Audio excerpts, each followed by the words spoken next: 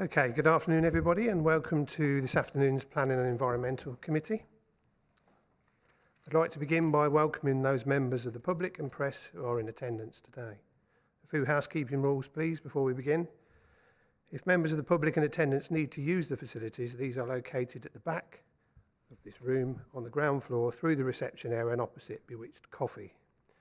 Please note that if the fire alarm sounds, you are to make your way out to the nearest fire exit and continue to the assembly point in Charles Swift Square. That's in front of the multi-storey car park.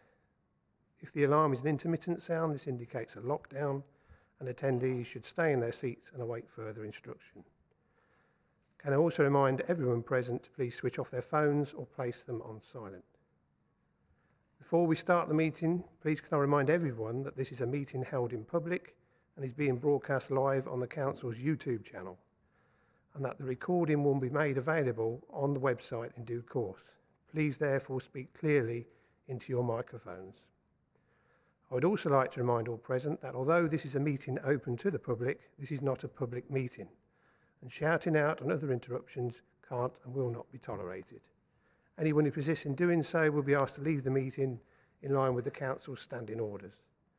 In the event of a general disturbance, I'm sure there won't be one, the meeting will be adjourned until order is restored.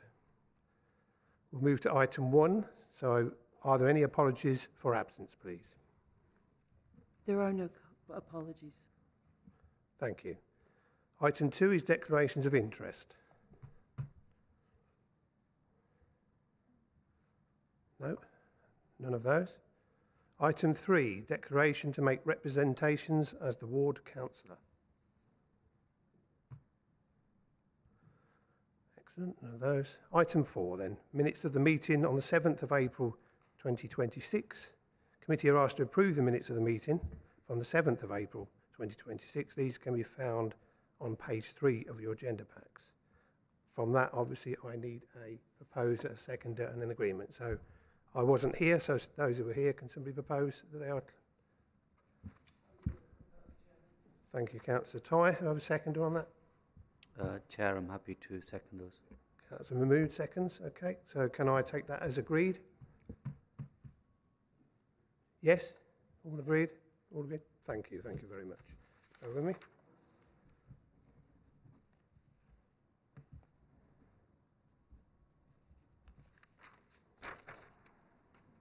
Thank you very much. Item 5 then. Item 5.1 relates to 32 Orton Avenue, Woodston, Peterborough, PE2 9HJ. The report information can be found on pages 7 of your packs. Please can I ask Robin Weavers to introduce the item. Thank you, Chair. The application seeks planning permission for the change of use of an existing dwelling house to a children's home accommodating 3 children. The site is located at 32 Orton Avenue, and here is a location of the site. For updates, a further letter of representation was received from the same address as the representation noted within the officer report. This raises concerns regarding policy LP8 of the Peterborough local plan. This representation also reiterates matters previously raised, namely highway safety, the adequacy of parking provision and schools in the area. These matters are summarised within the report and have been taken into account. Moving on to the site plan, please note the proposed 3 parking spaces as well as the cycle parking on the proposed site plan to the right. Moving on to floor plans, so this shows the existing and proposed ground floor plans to show internal arrangement. And at first floor, the internal arrangement. Site photos from Orton Avenue looking towards the site. So the main considerations, the key considerations are the principle of development, design, amenity, highway safety and parking. Principle of development, the proposed use falls within use class C2. Policy LP8 supports accommodation aimed at meeting the needs of vulnerable people. Officers are satisfied that the proposal would contribute towards meeting an identified need through the provision of accommodation and care for vulnerable children. The applicant has stated engagement has taken place with Children's Commissioning, providing confidence that the proposal responds to an established local need. The submitted plans demonstrate that the existing dwelling house can provide suitable accommodation for up to 3 children, staff, including appropriately sized bedrooms, communal living areas, kitchen facilities, bathrooms, and outdoor amenity space. Officers are satisfied that the scale and layout of the proposal are capable of comfortably accommodating the proposed use. The site is located in the urban area of Peterborough and is therefore consistent with the spatial strategy. It benefits from access to local centres, schools, services, and community facilities. And for these reasons, officers consider the principle of development to be acceptable. Moving on to design and character, there are no external alterations proposed and therefore would comply with policy LP16 of the Peterborough Local Plan. Moving on to amenity, there have been representations have been received raising concerns regarding potential impact on neighbouring residents. In assessing those concerns, officers have considered the scale and nature of the proposed use. The home would accommodate only 3 children, with staffing arrangements limited to a maximum of 2 members of staff on site during a shift. In assessing amenity, officers considered that the level of activity associated with the proposed would be broadly comparable to that expected from a family household. Pollution control have also been consulted and have raised no objection. In addition, no external alterations are proposed and therefore there will be no overlooking, overshadowing or overbearing impacts. Officers conclude that the proposal would not cause adverse impacts upon the surrounding amenity and would provide adequate conditions for future occupiers, and this would accord with policy LP17. Moving on to highway safety. Members will note that a previous proposal for a children's home at this site was refused. That proposal related to accommodation for 4 children and raised concerns regarding parking provision and highway safety. The current application has been revised and reduced in scale. The proposal now relates to accommodation for 3 children supported by 4 full-time equivalent staff with no more than 2 staff present on site during a shift. 3 off-site parking spaces are proposed within the site. The applicant has confirmed that staff shift patterns and changeovers would be staggered to ensure that parking demand can be accommodated within the available spaces and that staff would not need to park on the public highway. The local highway authority has assessed the revised proposal and raises no objection, subject to condition. Whilst concerns regarding parking have been carefully considered, officers note that the parking standards within policy LP13 are expressed as maximums rather than minimum. Having regard to the reduced scale of the proposal, staffing arrangements, and available parking provision, officers are satisfied that the development can operate without resulting in unacceptable impacts on highway safety. To ensure these arrangements are maintained, a condition is recommending requiring the submission and implementation of a parking management plan. This will secure details of staff, parking arrangements, shift changeovers, and measures to prevent overspill parking onto the surrounding highway. A further condition is recommended to secure details of cycle parking. And to conclude, in undertaking the overall planning balance, officers have given weight to the public benefits arising from the provision of accommodation and care for vulnerable children, and the contribution the proposal would make towards meeting an identified local need. Concerns regarding parking and highway have been fully considered. However, officers are satisfied that these matters can be appropriately managed through the proposed operational arrangements and the recommended conditions. Accordingly, officers recommend that permission be granted subject to condition set out within the report. Thank you. Thank you, Robin. Thank you. We have one person registered to speak. Terry Pauls. Terry Pauls, if you'd like to come to the desk.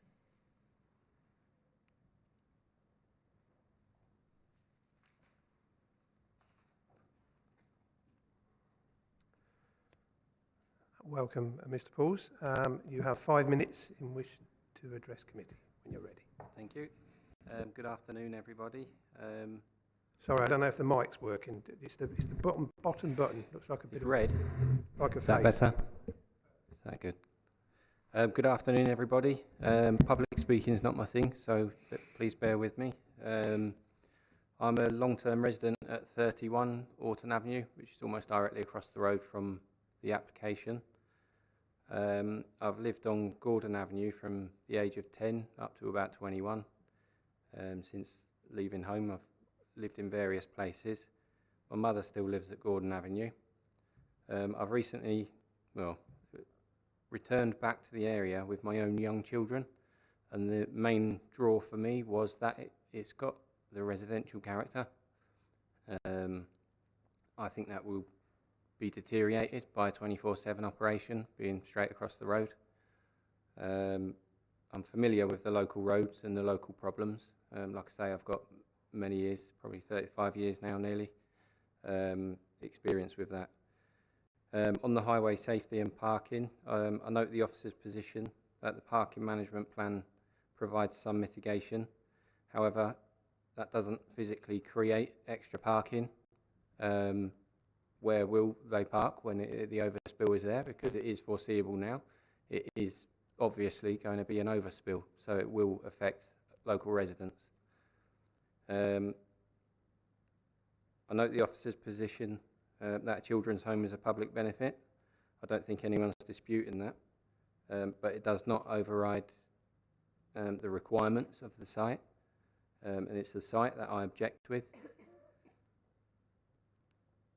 I've got long-standing local knowledge. The concerns around traffic and parking are quite severe. It's a constant ongoing thing, particularly on match day, which I don't think has been appreciated in any of the assessments gone so far. School drop-off time is another particular point, and I would say it's actually dangerous at times. Bins are left out, especially on bin day. Bins are left out, and there is very limited space, and cars do hurtle down that road. There are also petitions submitted currently for the adjoining roads. There's proposals for one-way systems because the traffic and parking is so bad in that area, and those are literally at the end of each of Orton Avenue.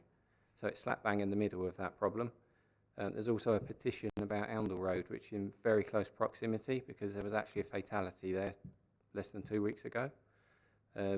Bringing a 24/7 operation with maintenance and everything that goes with that, I feel it will just make those problems worse. There's common service access issues.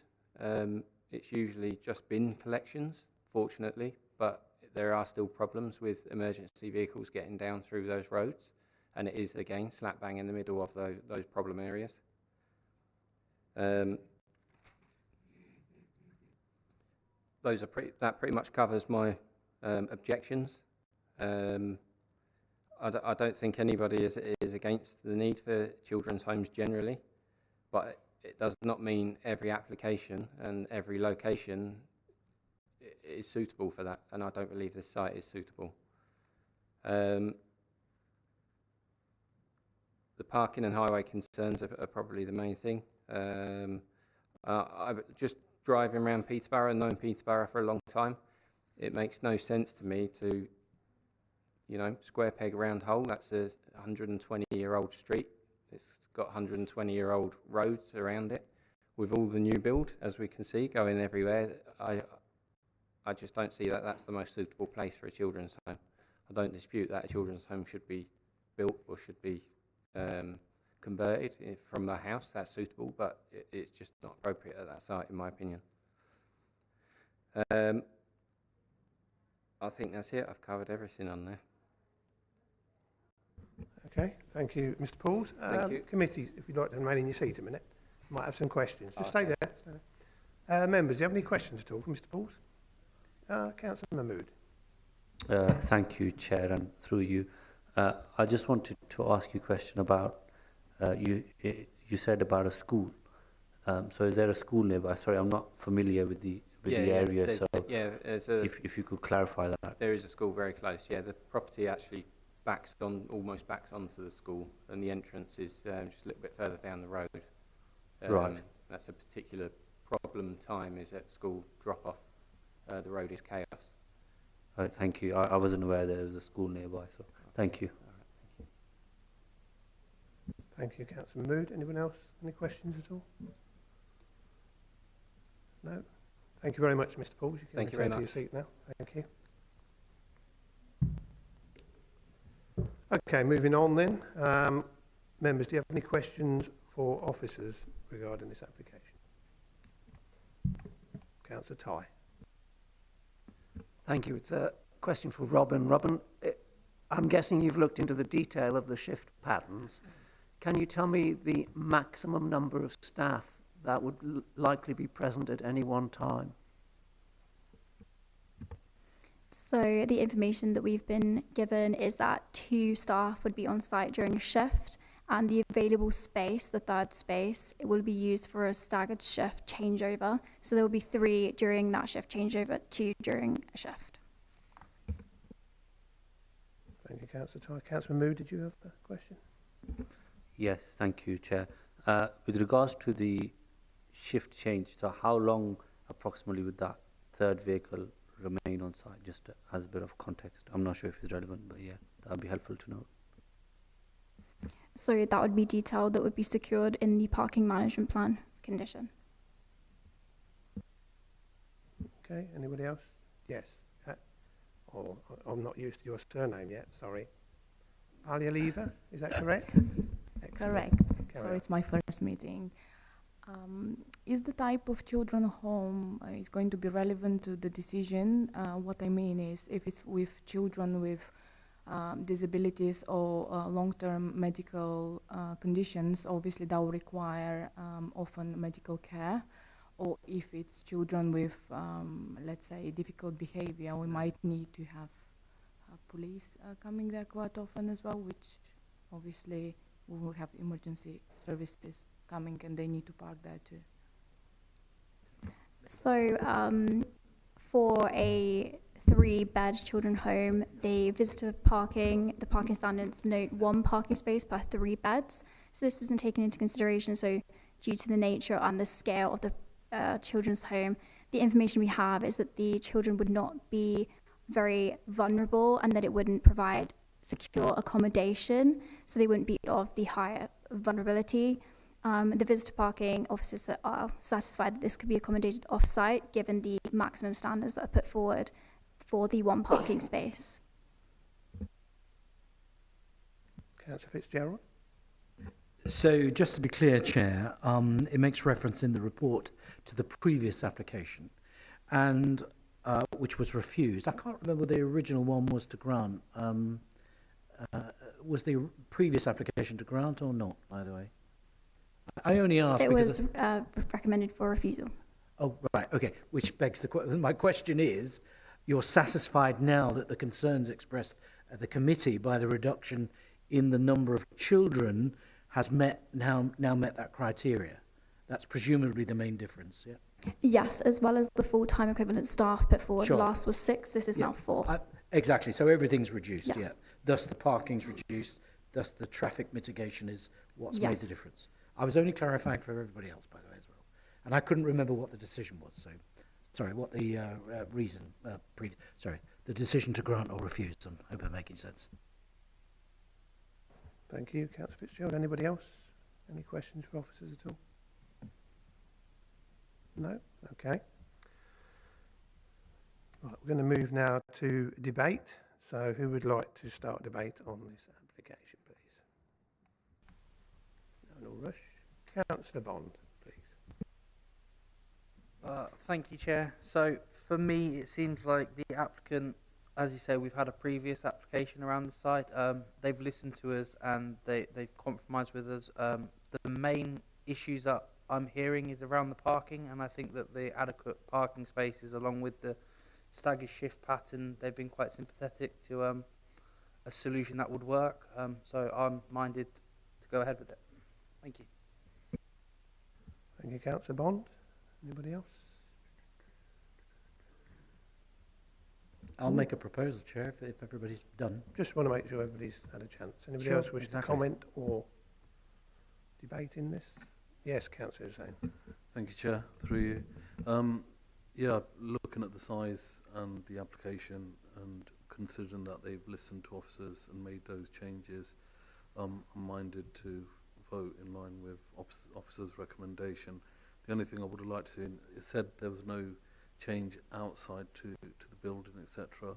I would have said that maybe, I know we can't change or discuss that, but it would be nice to see that the applicant would have maybe changed the gravel, because coming and going of traffic or cars would have probably affected neighbours or the noise for those 3 vehicles. So maybe something the applicant may consider. Thank you. Councillor Bolton. Yeah, just adding to that, the gravel drive, obviously, when you've got children, it's like they're pretty good objects to throw. So I'd definitely get rid of the gravel drive. Not something we can condition No, in but I'm there. just saying, you know, I would say that it's something that I'd recommend. Okay. Thank you. Anybody else? Yes, Councillor Bowbanks, please. I'm inclined to agree with officers. I think the conditions are reasonable. Regarding parking, it obviously is something that we need to keep an eye on to make sure that the recommendation is followed, but then that would be something for enforcement, I would imagine. Yeah, so I'm inclined to agree. Thank you. Thank you, Councillor Bowbanks. Any further debate before I call for a proposal? No. Proposal then, Councillor Fitzgerald, please. I'm happy to, Chair. I think, and just for the benefit of, was it Mr. Poole, I think, I was just confirming, obviously, that officers have taken into full account the changes concerning the traffic issues as I explored with the officers. So I would be happy to recommend that we formally recommend that we go with the officer recommendation to grant approval today. Thank you, Councillor Fitzgerald. Do you have a seconder? I'm happy to second that, Chair. Beat you to it. Sorry. Second by Councillor Mahmood. Yeah. Thank you very much. Okay, committee, you have a valid proposal and it's been seconded, so we'll go to the count. All those in favour, please raise your hands.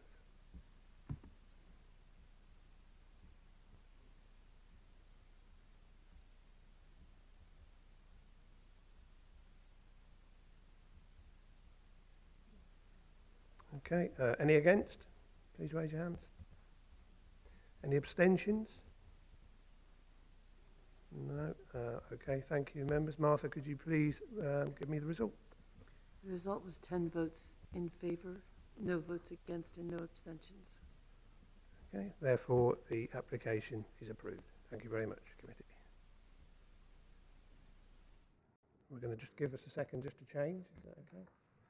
For item 5.2.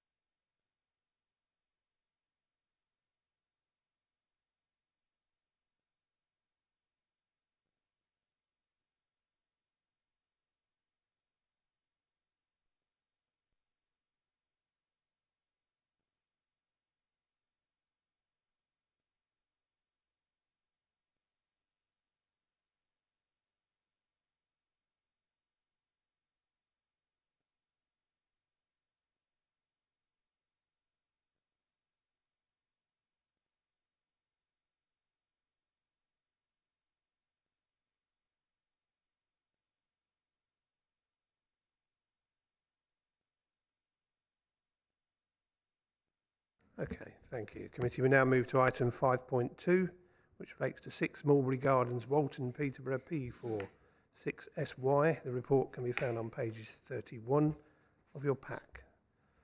Please can I ask Stephen Chesney-Beals, please, to introduce the item.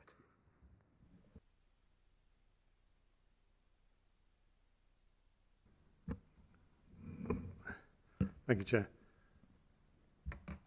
I will go through the report fairly briefly, highlighting the objections raised, but we're here to consider the confirmation of the Tree Preservation Order 26 to, well, 2 of 26 without modifications. The Tree Preservation Order was made to protect the individual sycamore tree T1. After the tree had been assessed, the tree was considered to offer visual amenity value and under immediate threat of felling. committee are asked to consider two main considerations here. It's the whether or not the tree itself is worthy of a TPO in terms of its public visual amenity, and also that the committee consider, prior to confirming the order, the objections raised. In terms of the objections raised, the first objection came from Andrew Belson on behalf of Lorraine Cousins, who is the owner of 6 Mulberry Gardens. If I show you, this is the TPO plan showing the location of the Sycamore T1. And then we move on. This is the tree seen from Paston Ridings. So that just gives you an idea of the tree. There are different photographs in the report, but as I go through, we'll see the tree from different vantage points. The sycamore is an early mature specimen, typical of the species, with 3 codominant stems, and appears to be safe and in a fair physiological and structural condition despite the codominant stems, with no apparent health problems, and is considered to offer public visual amenity, which we'll go through. In terms of the planning history, this became relevant. The sycamore was protected. This particular tree was protected by a TPO in 1995. When it was significantly smaller. During a TPO review in 2005, the order was varied and the tree was removed from that TPO, so no longer protected. And then 20 years later, here we are, the Sycamore T1, subject of this report, has been protected again with a provisional TPO because it is considered to offer public visual amenity to the immediate and wider environment. This slide shows 3 trees, and the reason I'm showing this is because these were the 3 trees that were protected originally in the 1995 order. I don't know if you hope you can see the darker dot is in fact Sycamore T1, which is the tree that is currently TPO'd. The other 2 trees have since been removed, both while in the custody, as it were, of the Lorraine Cousins, and the trees weren't protected. So we need to be clear about the fact the trees weren't protected. As I move through, I'm just showing you here, this is a PCC's aerial photograph, 1997. Now, I'm just showing you this because obviously the trees were protected, all of those 3 trees that you see in that corner, in the center of that screenshot. You can see they're all there and quite visible in terms of where they sit within the property of 206 Fullbridge Road, which was then developed to provide, as you can see in this second shot, Mulberry Gardens. So again, if you look at the three dots in that corner, they're in the that northern corner of Lorraine's garden. And this is, again, PCC's aerial photographs, 2005. So, again, the TPO was reviewed and modified in 2006. So the review took place in 2005, and then the order was reviewed, removing those trees in 2006.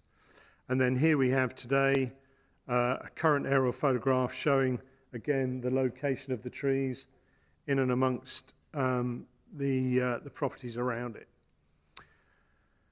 In terms of the trees' public visual amenity, Andrew Belson, a consultant engaged by Lorraine to represent the objections that she had on the making of the TPO. The main concern that Andrew had was that the tree had lack of public visual amenity. So for those that were on the site visit, we started to consider the public visual amenity of the tree from Brendan Garth.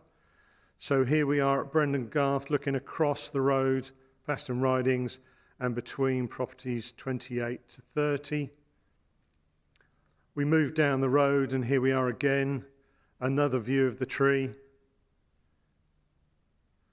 Here we have another view of the tree, and this shows the one-sided nature of the tree because of the removal of an adjacent tree that then created the issue and the concern over protecting this particular tree. So there was another tree directly next to it, which was removed on the 21st of January 2006. This order was made on January 23rd, 2006. Here we have another view of the tree behind number 24. And the reason I've included this is because Andrew Belson in his report included the next slide, which was a little misleading, I have to say, in the report, because it was taken in the autumn, earlier in this year, prior to the tree being in leaf.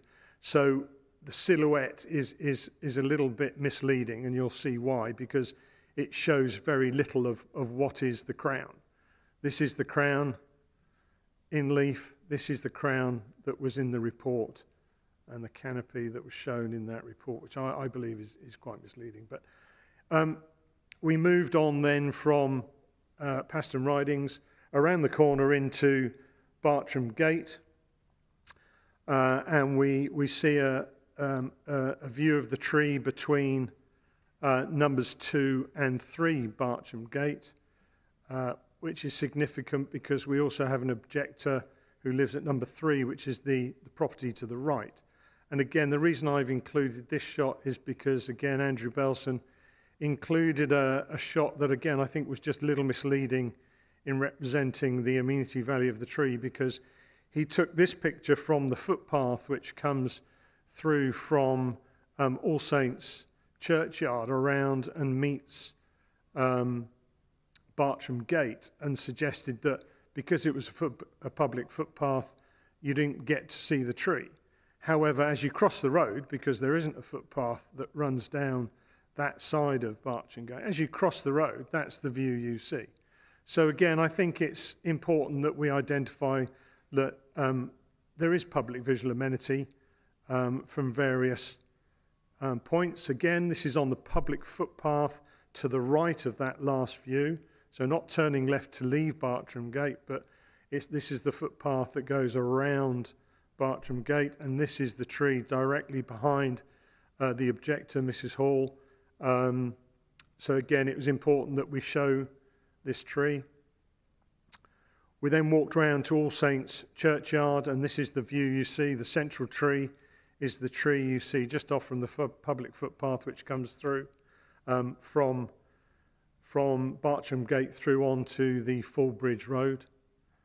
We then proceeded up Fulbridge Road to the junction with Itter Crescent, and turned and looked at the upper part of the tree above number 232 Fulbridge Road, and then moved a little bit further on towards the entrance to Mulberry Gardens, where we viewed the tree between two properties on Fulbridge Road, 232 and 234.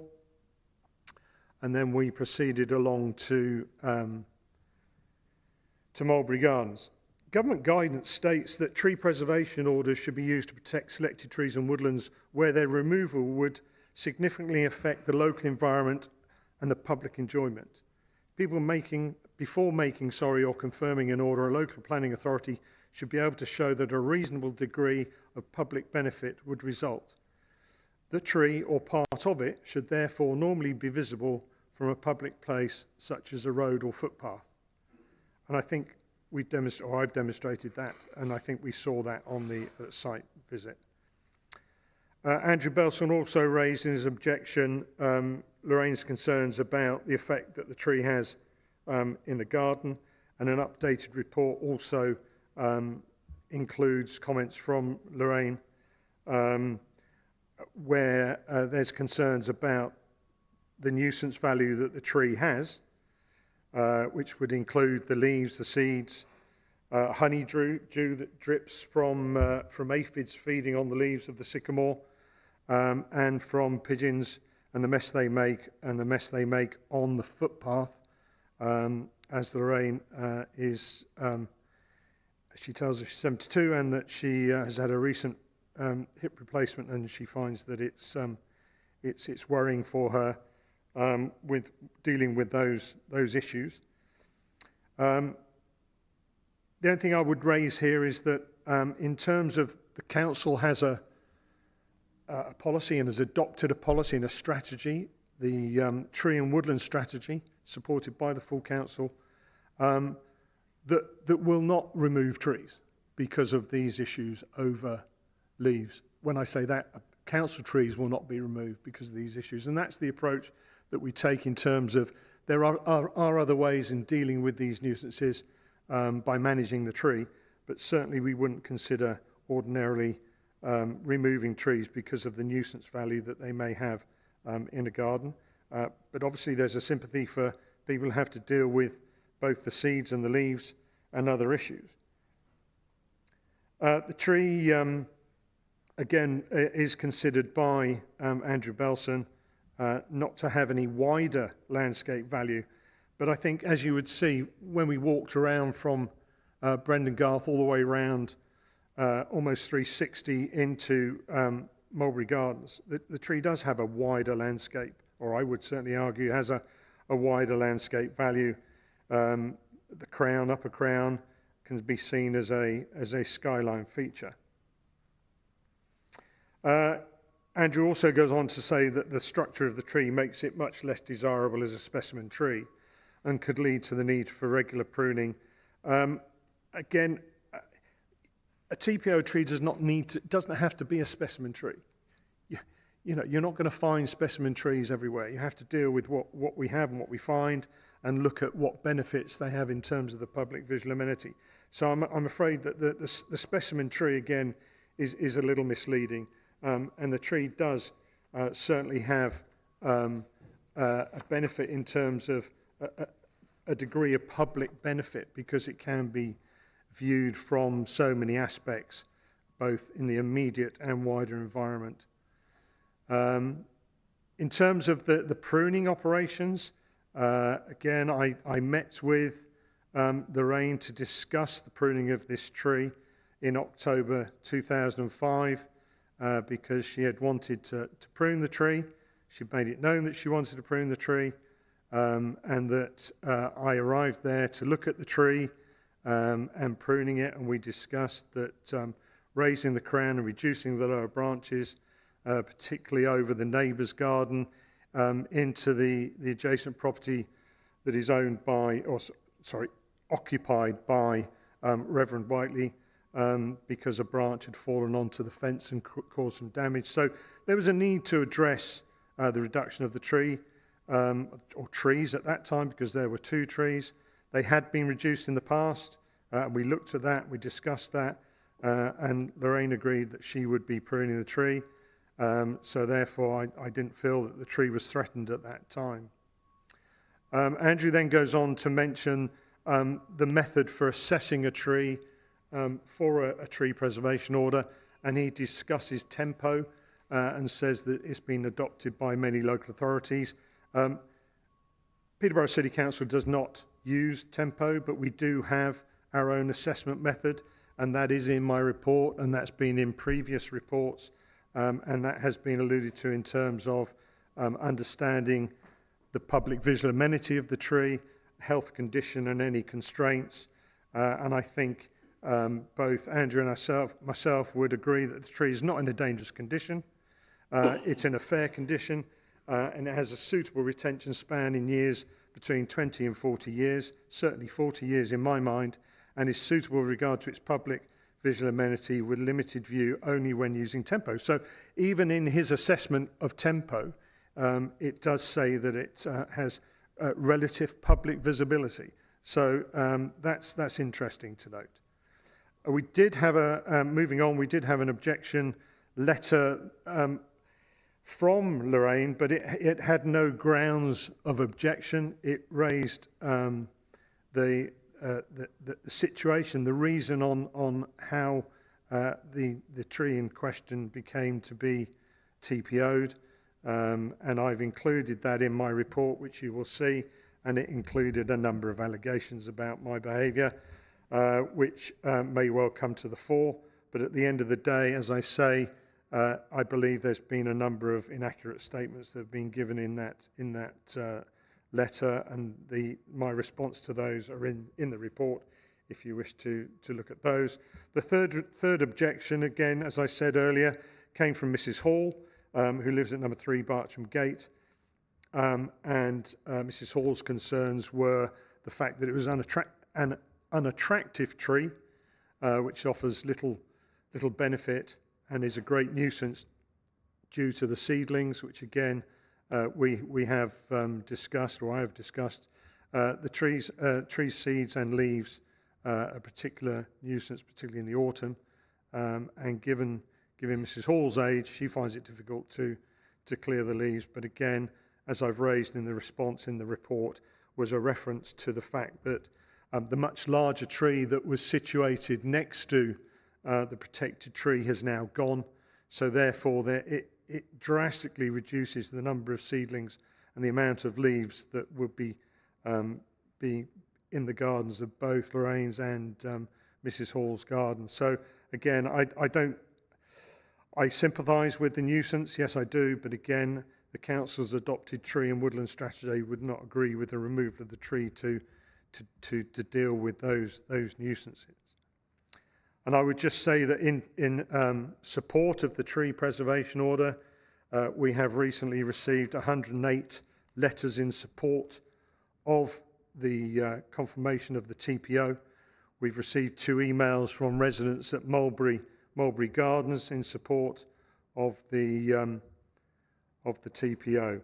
So I think in that respect, that's probably the most support I've had for a TPO. I think that it demonstrates that there is a public enjoyment or public appreciation of the value of the trees. In terms of moving on to the council's assessment, again, of course, the first assessment is always about the visual amenity. We've looked at that. It's about the health considerations of the tree, and again, I've alluded to that. The fact that it's in a fair condition with regard to its attributes in terms of we look at the visual health, the structure, growth, foliage, condition, size, past management, future maintenance, future visual impact, maturity, life expectancy, and the presence of fungus. So we go way beyond tempo in considering all of those issues, and none of those were considered to be a particular problem with this tree given its age. And also assess the tree with up to 40 years life expectancy. Andrew Belson considered, because it was just in an age range, that it was between 20 and 40. So I don't think there's any issue there. And then, of course, we also consider the impact considerations that tree might have on the public highway, services, on any walls or buildings. And again, in this case, there was no impact on any of those. So I feel that the TPO is certainly worthy and relevant, and it's been served in the correct manner. And we've used our own assessment for carrying out its worthiness of a tree preservation order. We've considered the objections here, or I have in the report. So therefore, I'm asking committee to consider the report and recommend that the TPO is confirmed without modifications. Thank you, Chair. Sorry it was so long.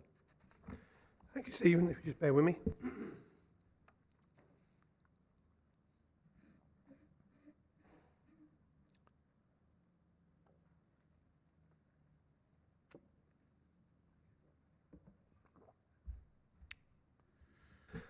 Okay, right, thank you. Just some clarification here. Unfortunately, Councillor Bowerbanks left the room in the middle of that presentation, so will not be taking any further part in this particular section, which he already understands. So just so you know why he's not necessarily voting when it comes to the vote.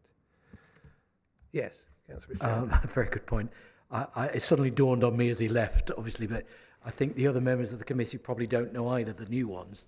But if you'd like to explain, Well, that's it. I mean, to be fair, if you think about it from a public perception point of view and fairness and democracy, if you're not here for the entire presentation, similar to you would be in full council, then you can't have took in or necessarily learnt everything about the application.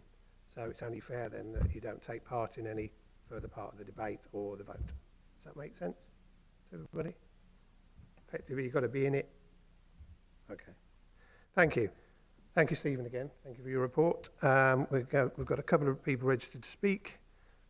Firstly, can I ask Lorraine Cousins, please, if you'd like to come to the front desk. That's it.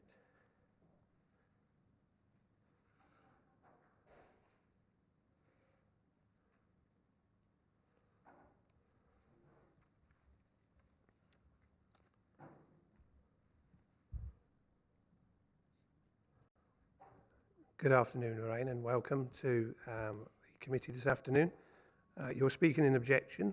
You have 5 minutes when you press your mic and start to address committee, and with 30 seconds left, a Democratic Service Officer will advise the room.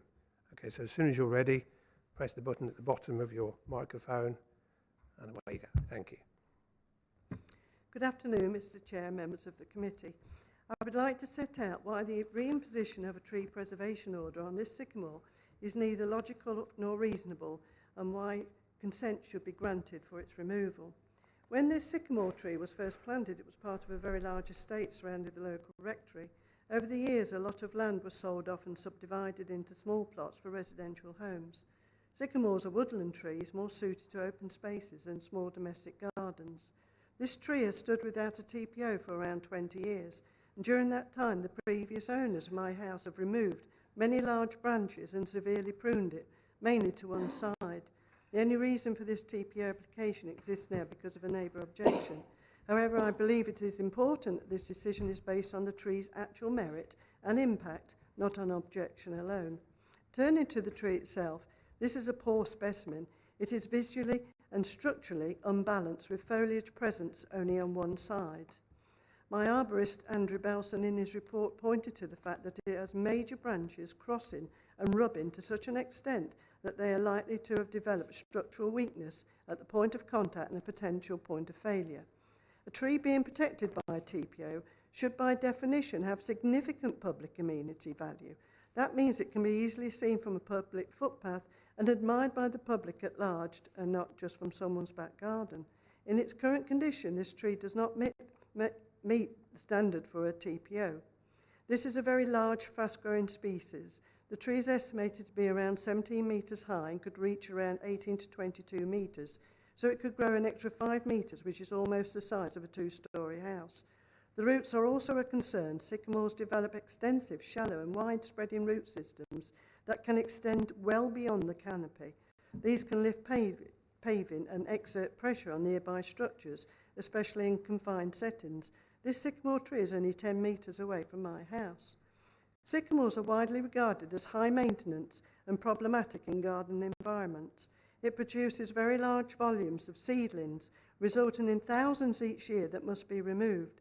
These seeds spread widely and create an ongoing maintenance burden, which is wholly disproportionate in a small garden for both me and my 86-year-old auntie who lives in the bungalow behind me in Bartram's Gate. It is prone to aphids and sap secretion, producing sticky honeydew, coating paths, shrubs and flowers below it and creating ongoing nuisance. It generates heavy leaf fall that does not break down easily and creates additional maintenance issues. Lastly, there is significant safety concerns. This is a large mature sycamore tree that is already structurally unbalanced. Trees of this type are known to shed branches, particularly during adverse weather or when under stress due to drought conditions. That introduces a very real and foreseeable risk, as this tree is directly adjacent to a path and areas used daily by family members. I have 9 grandchildren who regularly use this garden. The possibility of a falling branch causing serious injury is something I simply cannot ignore. In addition, falling tree limbs could easily damage property, fencing or neighbouring structures. Last summer, a very large branch came down from the sycamore tree that was at the bottom of my garden, causing damage.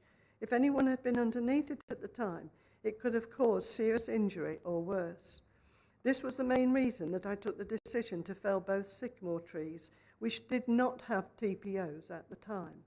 I felled the sycamore tree at the bottom of my garden, but was prevented from felling this particular tree due to the tree officer arriving to stop work and putting a TPO on it after a neighbour had rung him to complain.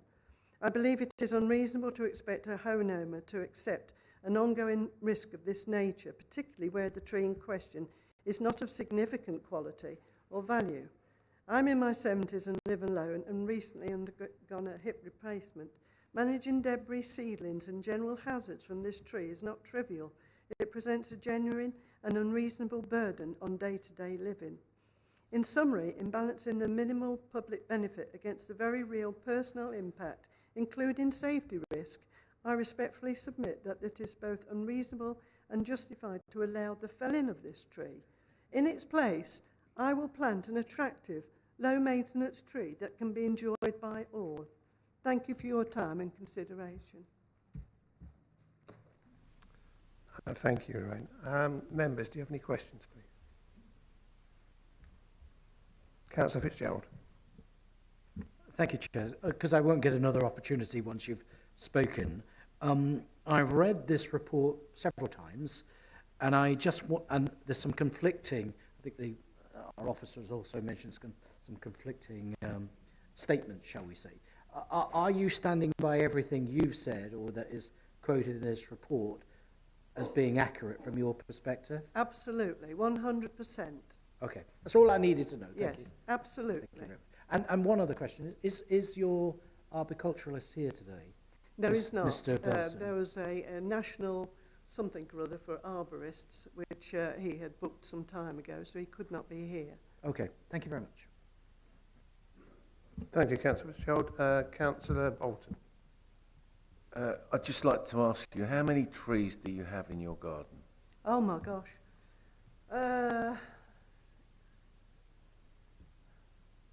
Probably at least 25. And I've got bird boxes on too. Sorry, Councillor Bolton, you do need to go through the chair. You do need to go through the chair. You can't badger the lady. What was your question? Your second question? That was it. Okay, fine, that's fine. Anybody else? Okay, okay, I've got something.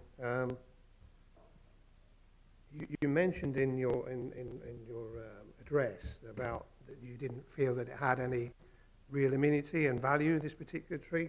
I just wonder what your response was to the tree officer effectively telling members, or informing members, there's 108 letters of support for the tree. If you say, I know it's an opinion piece, but I just wonder what your feeling was that 108 people took the time to actually say they did find it value. Just wonder what Well, I think the objector has been very busy going round and gaining support because I thought it was just her and her mother-in-law, I think it is, who lives next door, who are directly affected by this. I mean, I have to say that the pictures depicted here show the tree from the side where the foliage is, and so it's at its best angle. If you were to have taken the photo directly from within my auntie's garden, you can see it partially there, then it has been chopped away severely to one side and is almost bare. You've got like bare trunks and things going upwards with only a couple of branches right at the very top coming over. So I think it's been displayed, you know, not accurately from my point of view, because certainly in my garden, it's almost bare. If you looked up to the tree, it is very, very unbalanced. Okay, and going on from that, from what you've just said there, then you also appreciate that members did visit both gardens, so they did get a chance to see what you're saying. So hopefully they've taken into account what you're saying. Yes, well, should have been able to see that, yes. Okay, anybody else got any questions at all? No? Okay. Thank you very much, Mr. Cousins. You can return to your seat.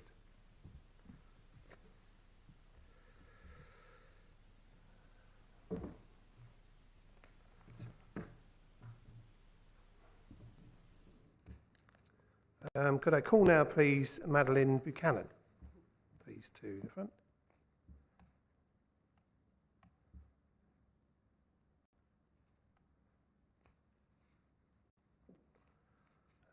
welcome. Madeline, you're speaking in support of the application.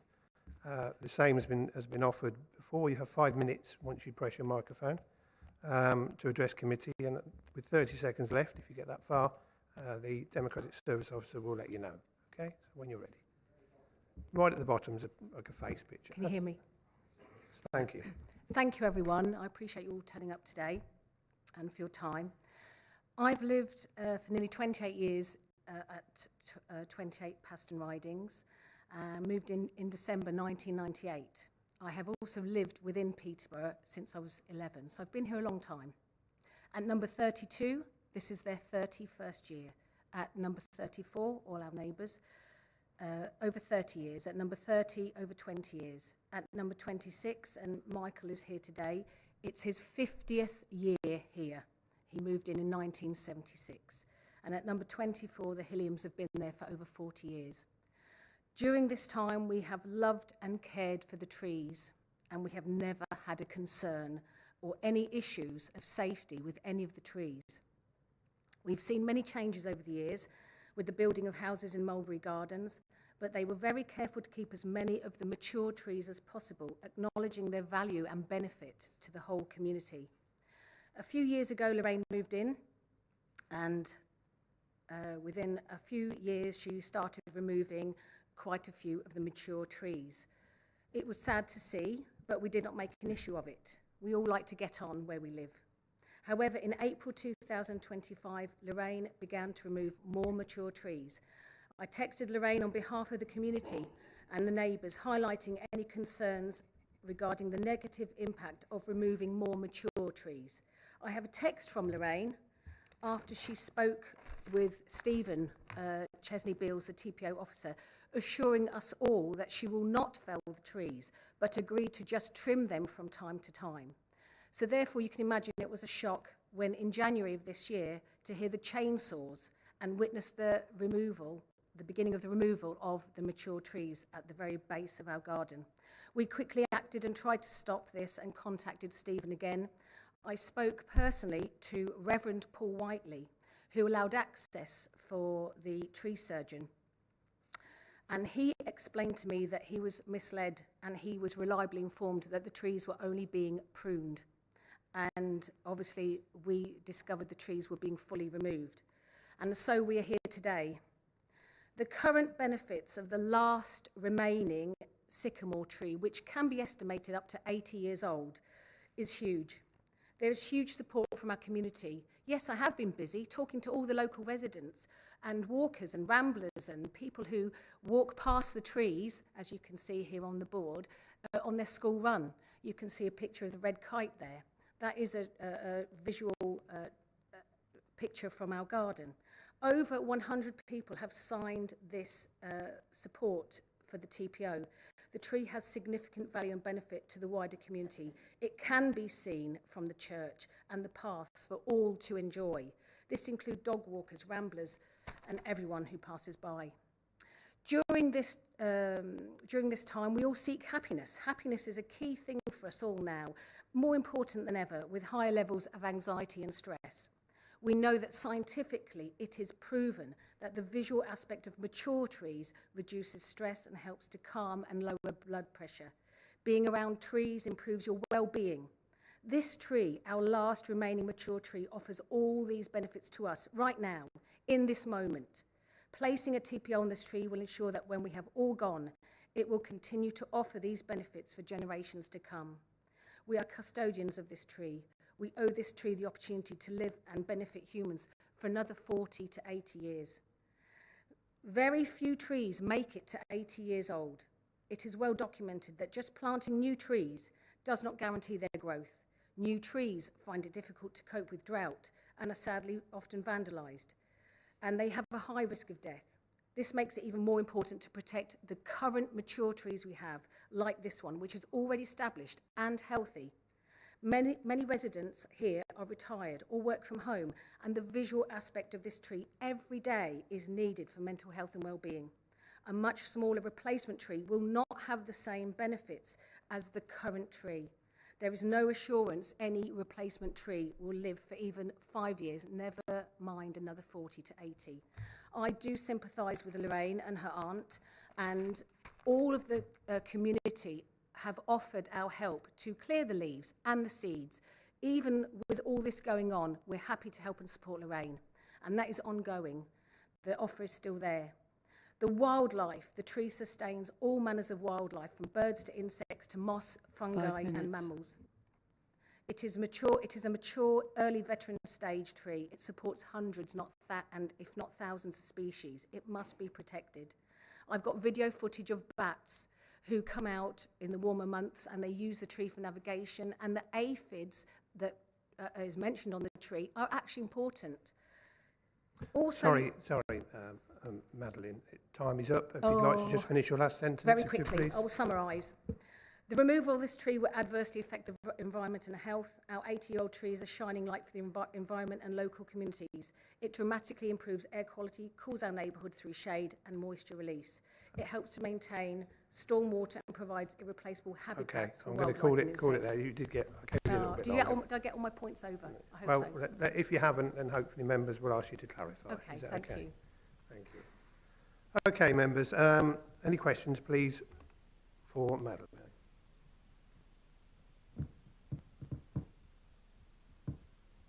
Yes, Councillor Hussain. Thank you, Chair. Through you. You mentioned something about speaking to the tree officer, and he said he misunderstood something about it being not for removal of tree but for pruning. Could you just clarify that? Sorry. I would like to clarify, yes. So I spoke to, I have a text from Lorraine stating on the previous visit with Stephen Chesney-Beals that she assured him that the trees would not be removed, but they would just be pruned. So obviously at that point there was no fear we thought there was no fear of risk for the trees. Then in January, when we heard the chainsaws and I went out and I spoke to the tree surgeon, he informed me that he had been instructed to remove all the trees, that they were to be taken down fully, but the Reverend Paul Whiteley at that point had only allowed access because he thought they were being pruned. That's what he was told.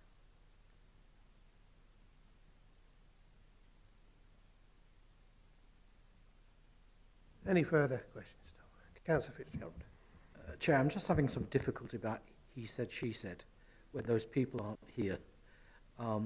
I suppose if the question as to if there was a change of mind, I don't know whether we can call Mrs. Cousins back to ask her that question. I don't know in terms of procedure. I don't actually think that it's particularly relevant to the decision you have to make. I think we're sliding off the TPO and the value of the tree rather than, as you just said, he said, she said. Yeah, so I'm just... I'm not really into people denying or exactly. Well, that's where I'm having difficulty. I think we stick to the facts and go from there. Well, we must disregard that then, because that would be hearsay about what the Reverend said about who said what and so on. It's not in the report, so you can't take that into account. I think there is some reference to it in the emails, that's why. Yes, but it's not that particular text. Any other questions? No, thank you very much for your time. Thank you, everyone.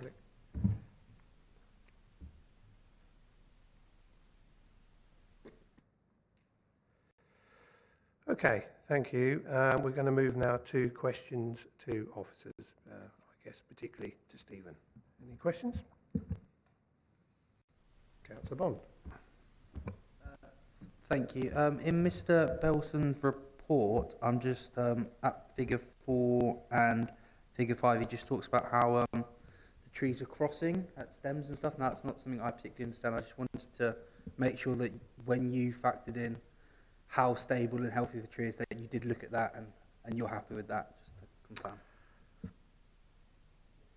Chair, through you, yes, certainly. I've got some photographs here directly from the report, from Andrew's report, one of which shows the fence side of the multi-stem nature of the tree, shows the branches where they emerge from the lower part of the tree.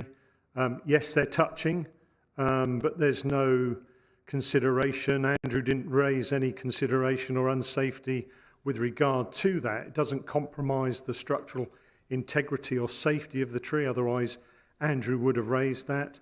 And also here we are with the same photograph that appears in the report showing the branches that are rubbing. So we can see the red arrow which shows the branch rubbing, and we can see where the B is, that the stems are adjacent to each other. So they are touching each other. But again, that has no bearing on the structural integrity or safety of the tree. And in fact, where the arrow is, these are the branches that Lorraine and I discussed in my visit to her property in October, where she agreed to raise the crown, remove the crossing branches, which this is it, crossing and rubbing branches, and to reduce the lower lateral branches. Anyone else? Councillor Fitzgerald? Just really for clarity, because there's mentioned in the report different methodologies of considering the TPO method. So I'd like to ask the officer, because I don't know the answer, what methodology do we use in terms of determination of a TPO? Is it a written policy or document within your department? Is it written? It's a part of the process by which we assess the tree, and then that goes to my manager for him to sign off with that as evidence as the assessment. And the assessment covers those points that are raised in the report, in the committee report, and in every report that I bring to council. So if I can go to the report to raise what those issues are, I did mention them earlier. So our consideration is different to Tempo, and we consider the visual health of the tree, the structure of the tree, the growth of the tree, the foliage condition. The tree didn't have any foliage at the time. So we look at the extension growth, so you can tell from one year to the next by the extension growth how vigorous the tree is. We look at the size of the tree, the past management of the tree, the future maintenance of the tree, the future visual impact of the tree, the age maturity of the tree, the life expectancy of the tree, and whether there's any presence of fungi. And in all counts, this tree almost had a clean bill of health on those. Now, Andrew's use of Tempo is entirely different. Ours ticks more boxes, and there's more consideration, because then we go on to considering what impacts the tree has. So we consider whether or not the tree has any impact on the public highway, on services. So services, so that's underground services, above ground services, so cables, telephone cables, electricity cables. We look at how close it is to walls and buildings. 10 metres is not close in this situation. Plus you have to consider the tree was there when the property was built. So NHBC guidance would provide foundations for the presence of the tree at a mature size, not its current size. And obviously the main consideration is, does the tree have public visual amenity? And I think we've certainly ticked that box. Chair, follow up, please. Yeah. You mentioned in the report, and it's not for the first time, that we have to take into consideration, but I guess this is your report, but it could have been somebody else's. But how much is opinion and how much of it is subjective, as you refer to? In whose report? Mine? Yes. As the tree officer, Yes. I'm employed by Peterborough City Council to give my professional opinion. Fine. No, sorry. So what I'm saying is, if another tree officer did a report, it could be slightly different, because it is subjective. Absolutely, opinion. Fine. absolutely, of course it would. So that's why, Andrew Belson and I may not agree. Yeah. However, neither of us said it was dangerous or in a dangerous condition. But there is a difference of opinion in terms of whether it merits the TPO You won't status. get two professionals agree on anything necessarily, will you? They've got different opinions, because it's all subjective, isn't it? That's the point I'm trying to make. Yeah. Okay. So the opinion is subjective. Okay, fine. Thank you. Anybody else got a question? Did I see Councillor saying? I think you've kind of answered some of this, but there was mention of the tree being lopsided on one side. I'm guessing that's partly due to the removal of the other trees, but will that grow back, and does that make it unsafe? The unbalanced nature of the tree is entirely because of the removal of what was a much bigger twin-stem tree which grew immediately adjacent to, and we can see it here. If you look at this tree, is when both trees were there. So you'll have a look when the bit on the right disappears because it was felled, we then end up with this one-sided tree. Now, being a sycamore, it produces adventitious buds, it produces branches very quickly. It's inevitable that this tree will fill out on that side, and no, it's not considered to be dangerous because of that. Again, because Andrew Belson would have raised that in his report, almost certainly, if it was likely to be dangerous because of that. Okay, thank you. Any further questions? Can I just get some clarity then? Goes on a bit from what Councillor Hussain mentioned. What is, in your opinion, the risk of a branch falling and damage to foundations from this tree? Sorry, two things there, Chair. Sorry. Yes, what's the risk of a branch falling, as has been mentioned as a concern, and has happened in the past, and damage to foundations? Can you just clarify what your opinion is on those two? Certainly, Chair. In terms of the risk of failure, unpredictable failure of trees is an unknown. At the end of the day, through climatic events, whether that's a storm, whether it's frost, heavy rain, snow, trees do lose branches. And you won't get anybody saying 100% a tree is safe. Now, I do understand that a branch was lost, it failed, and it damaged the Reverend's fence, and that was his concern. And he wanted the tree to see the tree made safe. And that's why when I met with Lorraine in October 2025, we discussed reducing the lower lateral branches to reduce the likelihood of that unpredictable failure. So we'd already discussed that. In terms of subsidence, again, as I said and alluded to earlier, Lorraine raised the issue about the proximity of the tree to the building. However, with all new builds, you obtain an insurance through the NHBC, and NHBC, which is the house building.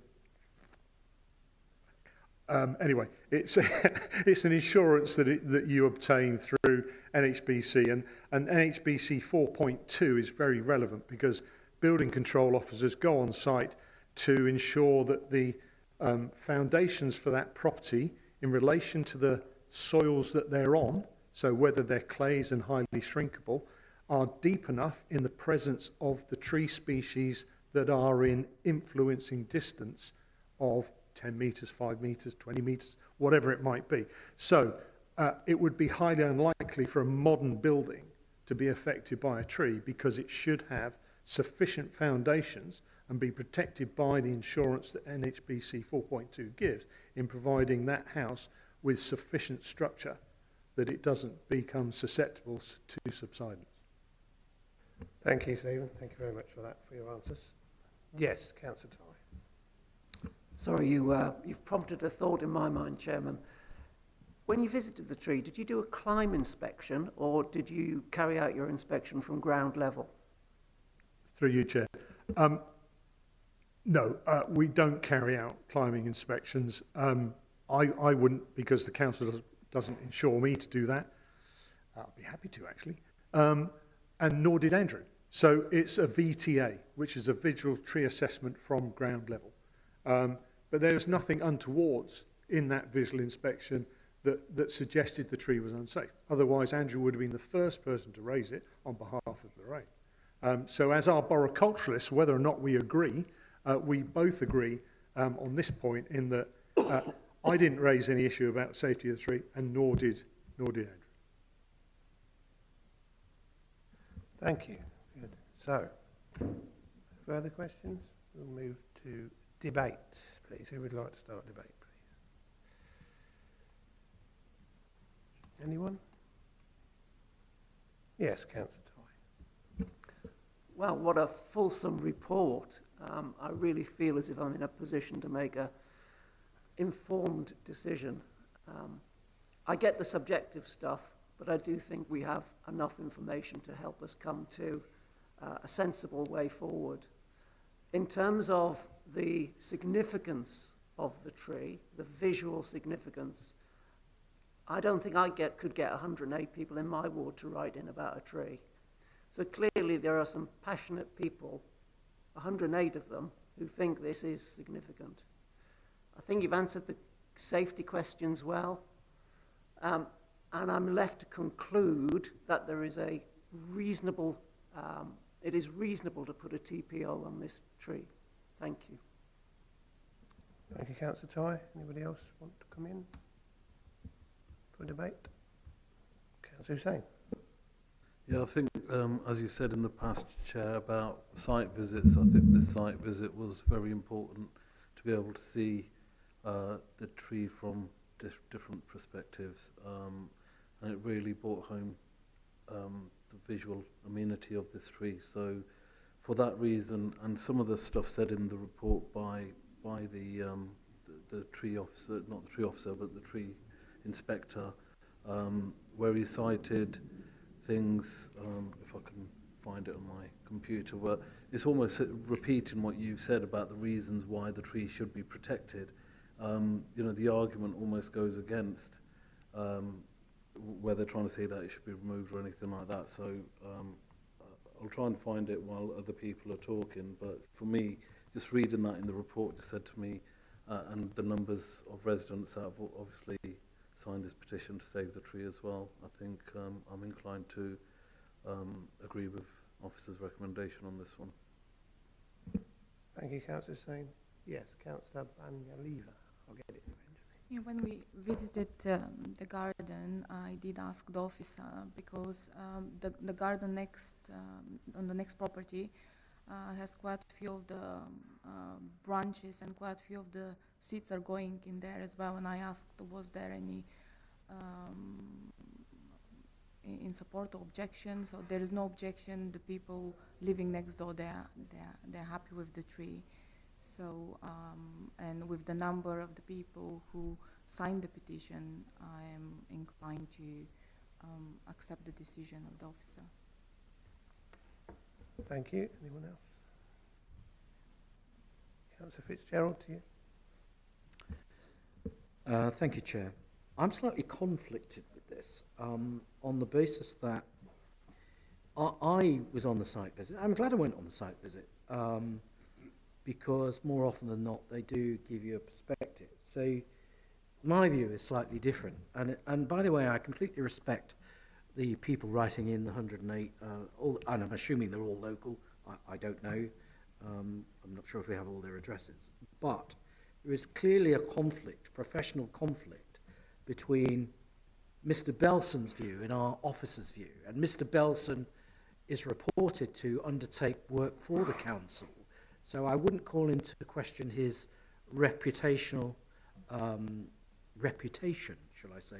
So I'm quite happy to take on board his views as well as our officer's views. But a couple of points I would make in that the word significant is missing from the visual amenity. And looking at that tree, it's not a great example. For whatever reason, it's no fault with the tree. There was another tree beside it. Now the tree's on its own, so we all feel sorry for that tree, but, you know, the big brother tree is gone. But to me, it doesn't look like a great specimen of a tree. And it's completely in the wrong place, which again is another consideration, because its location or setting is no longer relevant. The other issue is what changed in terms of from the trees that were not previously TPO'd, but suddenly now are. What was the determining factor that made that change, other than Mrs. Cousins suddenly instructing the trees to be felled, which she had every right to do? They weren't under a TPO. And whether or not she said something to somebody else, I think the Chair's right, it's not really relevant, because we're here to determine that. And that's why I asked about methodology, because when you look at tempo, which our office said is not widely used, I looked it up, and I could find 50 councils that use tempo. So I think that where I'm struggling is what methodology we use, and is that in the gift of the relevant officer at the time surveying this tree? And is that opinion and subjectiveness all the same? I can't see that it can be. So those are some points I just wanted to throw into the mix. The structure of the tree is poor, which again is, if you look at the tempo scoring, and I know we don't use it, as our tree officer has said, it clearly doesn't meet the standard for a TPO, and lots of local authorities use tempo. So if it's been assessed like that, it reaches a total score, I think, of 7. Anyway, I'm still waiting to hear from other people, but I'm having trouble coming to a conclusion to support the officer because of the subjectiveness of the nature of this work, even though I accept that people want to keep the tree. If it was a marvellous tree, I would have no hesitation, but it's not a marvellous tree. Thank you. Subjective comment. Anybody else want to come on the debate? I should say that is my view, That's Chair, your view, yeah. as Anybody is else? the tree officers. Anybody else wish to go? Did Councillor Mood? Thank you, Chair, and through you. Yeah, no, I think the site visit was very important to go there and look at it. Yes, there is visual amenity of that tree, but upon going through both Lorraine's and her auntie's garden, it was quite evident to me that they care quite a bit about their gardens and etc. And given this the tree is completely one-sided, I'm on the fence on this one with going with officer recommendations. I believe by placing a TPO, we're going to place an unnecessarily burden on Lorraine to try and maintain her garden, especially given the seed droppings and etc. So in this moment in time, I'm very undecided on where to go, but I'm inclined not to agree with this TPO. Thank you. Councillor Mood. Anyone else? Councillor Hussain? Just coming back to what Councillor Fitzgerald was saying about the Andrew Belton report. Looking at the pictures in that report, that tree doesn't look like a good specimen. But then visiting and going on site and looking at the tree officer's pictures, it looks like a totally different tree. So I know what you're saying about it being subjective and how you look at it, and maybe even the season. If we went in the winter, it'd probably be a different opinion.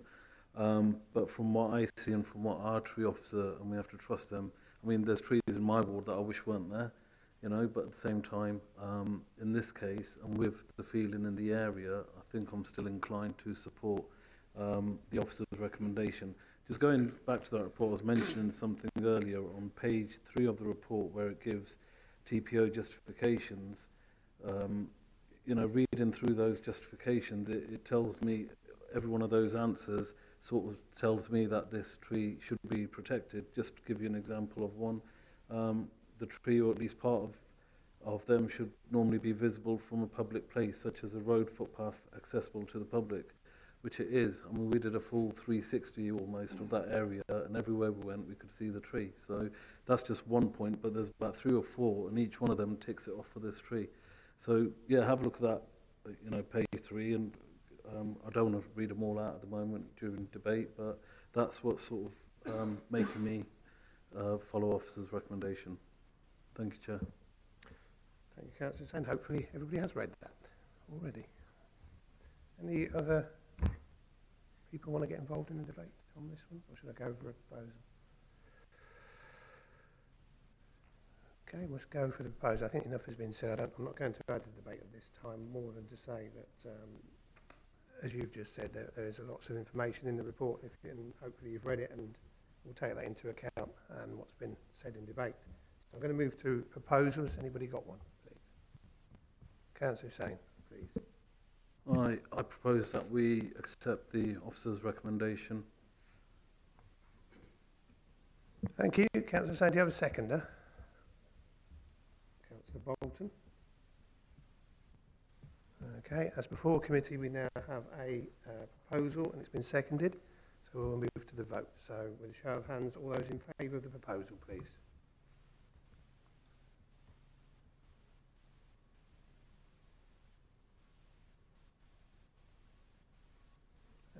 Those against the proposal?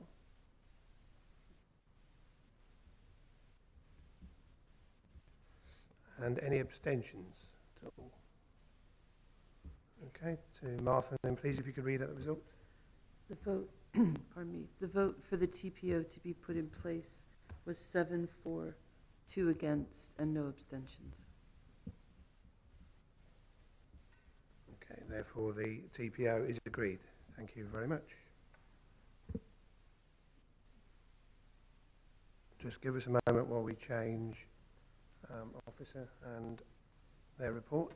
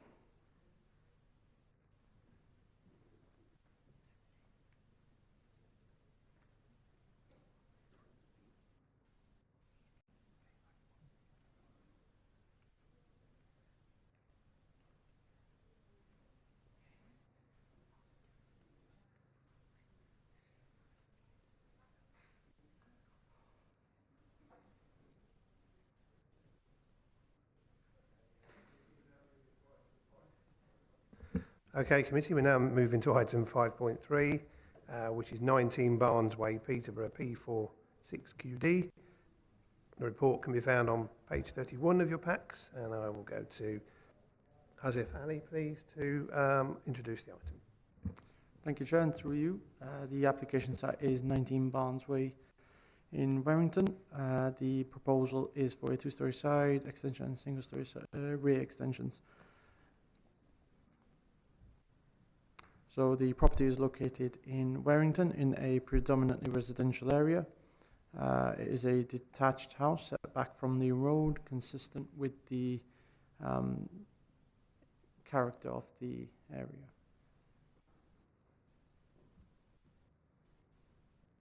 So this slide shows the site orientation and the existing and proposed block plan, showing how the extension fits in with the plot. So the two-storey side element will be largely on the footprint of the existing garage, slightly set back from the front. The first floor element will be slightly set back, and then the rear projection. So this slide shows the current layout of the site. So the property is a 4-bedroom property with a bedroom and an attached garage. These are the existing elevations. So the proposal includes a 5-meter single-story rear projection with a 2.55 meter high eaves height and a 3.6 meter ridge height. The two-story side extension would not extend beyond the existing two-story rear elevation, and the first floor element of the two-story side extension will be set back 0.5 meters from the front elevation. The proposed floor plans show the study room, one of the existing bedrooms becoming a study room, an additional bedroom and an ensuite within the first floor extension. So the extension proposes using matching materials secured by way of a condition. The ground floor enlarges the dining area and creates a new shower room and garage with a bedroom and ensuite on the first floor. The members will note the two windows, one on the ground floor side elevation and the rear first floor elevation, being labelled as obscurely glazed. These are also secured by way of a condition to limit the overlooking impact on number 21 Barnes Way.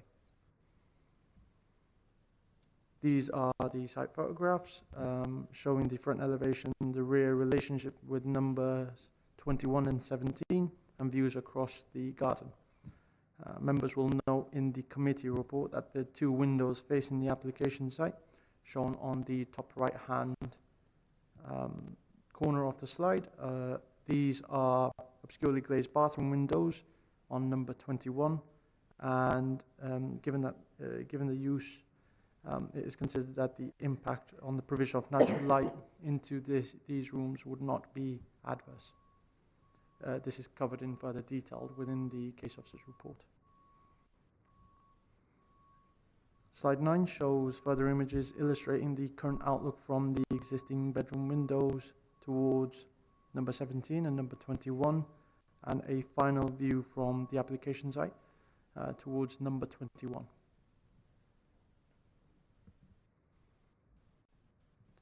The main considerations, the proposal was assessed for design, amenity, parking and trees.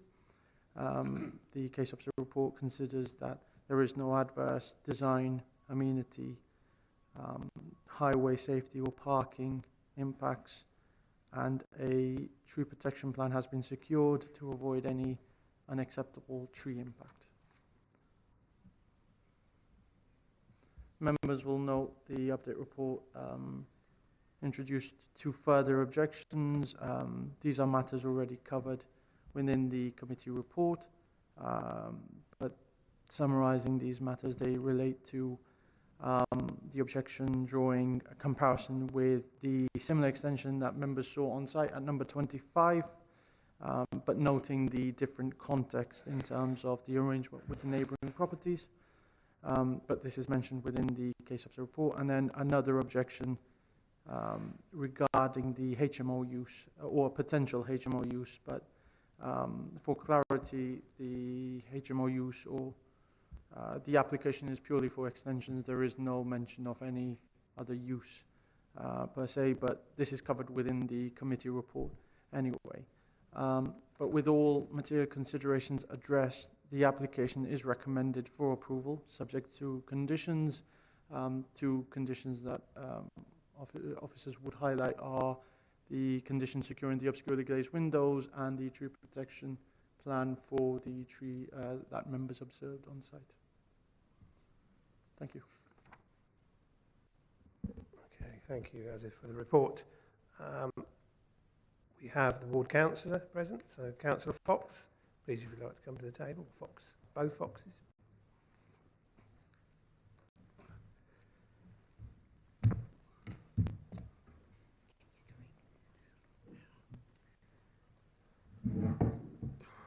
Councillor Fox, you know the drill on this, welcome, and Councillor Judy Fox, welcome too.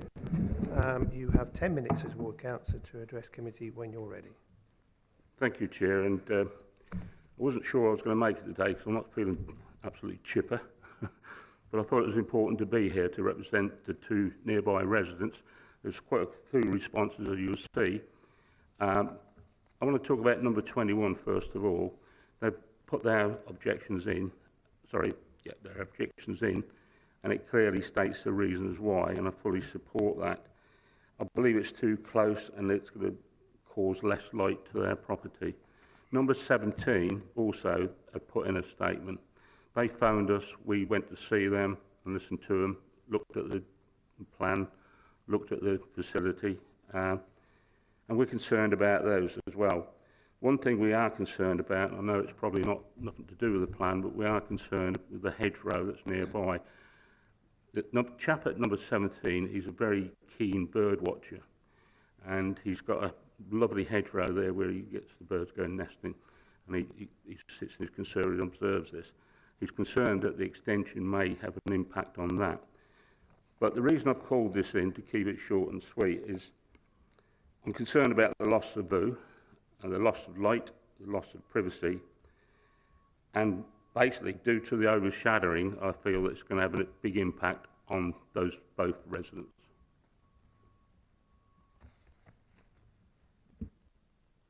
Okay, thank you, Councillor Fox. Councillor Judy Fox, anything to add? Thank you, Chair. It's just to really support John today and to support our residents. That's why I'm here as well. Thank you. Okay, thank you. Members, do you have questions for Councillor Fox? Councillor Fitzgerald. Only one, just for clarification, John and Judy. I think you said you spoke to the neighbours' objectors? Did you speak to the applicant as well, by the way? Just. Okay. Use fine. your mic. Sorry, So guys. it's on, isn't it? You're on. Oh, Just, okay. John, I need you to use your mic, please. Sorry, the applicant phoned me to find out what, asked me the reason I called it in, and I told him it was regarding my concerns for the two residents. Okay, as the that's ward fine. council, and that's the only conversation we really had. Okay, thanks. Okay, any other questions? Could I get some clarity, please, Councillor Fox, if you would? You mentioned a few things there. You mentioned loss of light. So just clarify, as in from where, and also I think the other thing was overshadowing or overbearing. So just clarify where you're coming from with that for me, please. Yeah, it's at number one, because that extension is going to be about 1.2 metres away from the house now. And it's going to make a dark alleyway, really, and that's the concern of the resident. And it would be, obviously, it'd be lack of light going into that area. So just to clarify, sorry, into the area or into the bathroom windows? I just want to check so I can get, I'm on board with what you're saying. You can see where the extension is near 21. You can see how far it's come across towards 21. Yeah. A bit in red, obviously. Okay. No, I've got it. Thank you. I just wanted to check I got it right. And also, if you look at, it's also number 19 is a very small garden, and when they look out their conservatory, they're going to have more of an impact visually of that extension. Okay. All right, I've got Sorry, it. 17.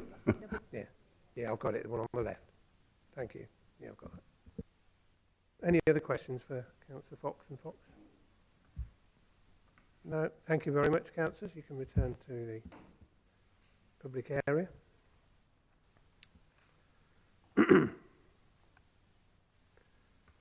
Okay.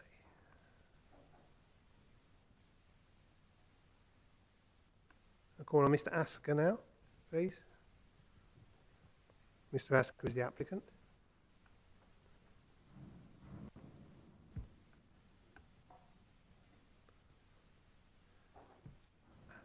Good afternoon, Ms. Good afternoon. You have 5 minutes to address Thank committee you when for you're giving ready. me the opportunity to come here today. When there's 30 seconds, hold on a second. When 30 seconds is remaining, because you've got 5 minutes, I'll be quicker than that. The Democratic Service Officer will remind us, all right? So then you'll need to sum up at that point. So when you're ready, go ahead. I'm happy with the Planning Officer's report of recommendation to grant the application. There's been a lot of hearsay in the area. I only purchased the property in January this year, and there's been a personal vendetta against me. Knocking on doors, even my local ward councillor not even acknowledging me to even ask me what I was going to do, or even come around to the back to have a look, where he's concerned about hedges and birds. Those hedges are in my garden, and they're more than 10 foot high. And they don't come in nowhere near the extension, and I don't even need to take them out. I would like privacy as much as others. And then there's been objections, there's going to be extra bedrooms, HMOs. There is not going to be any extra bedrooms. As the party came the other day and had a look, I might have to cut through one of the bedrooms to make another bedroom with ensuite. Being a diabetic, I need ensuite. So for that reason, it's still going to stay a 4-bedroom dwelling. It's not going to be a HMO, which I don't need planning permission if I was going to do it, and it's all hearsay. As far as the trees are concerned, which I took out, again, there's stuff on there about trees. The trees I've took out because they've all got concerns about my parking, but I want parking anyway. I'll have visitors. So I removed 2 conifers from the front of the garden, which have actually lifted the footpath to make space for 3 cars to park at the front. And it's going to be my personal residential dwelling. It's not going to be a HMO, and that is just hearsay. And as well as that, the reason I know it's a vendetta against me, as soon as you come into Barnes Way from Church Street, properties as far as number 1 and 3 have made objections. The reason they can't even see the property, as is an L-shaped cul-de-sac, and my house is right on the other side of the cul-de-sac. So, you know, there's a couple of people who've come to me and apologized to me because they felt they had to join the rest of the residents who've been there for a long time to put in their 2p worth, so to speak. Okay, thank you very much. Thank you. Members, questions at all from Mr. Asker? No? No? Thank you very much. Thank you. Tell me ready. Okay, members, then we'll go to questions to officers. Any clarification needed, please?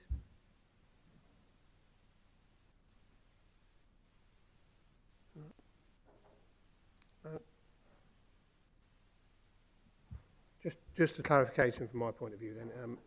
I think Councillor Fox brought this up, and it was one of my concerns on the site visit, which again, as you know, I always push site visits because you can't appreciate if you don't go and have a look. I have concerns about the fact that there's 2 gable ends within, and I can't remember the distance, 1 point so many metres of each other. And I just want an assurance from officers that they believe that that is an acceptable passageway, for want of a better word, and the loss of any light, as has been mentioned again, into those bathroom, ensuite, whatever those 2 windows are, is acceptable from officers' opinion and point of view. Thank you, Chair. And through you, we've considered that on the site visit. The officer made a site visit and confirmed the use of that room and the windows used, and that's part of the judgment. So had they been bedroom windows or kitchen windows, it all features into the assessment that the officer undertakes. So there will be an impact in terms of light provision. Clearly, the building is going closer, but it's not considered to be an unacceptable level. There is some distance away. They are obscurely glazed, so the outlook from those windows is already, from inside the property, would be quite limited anyway.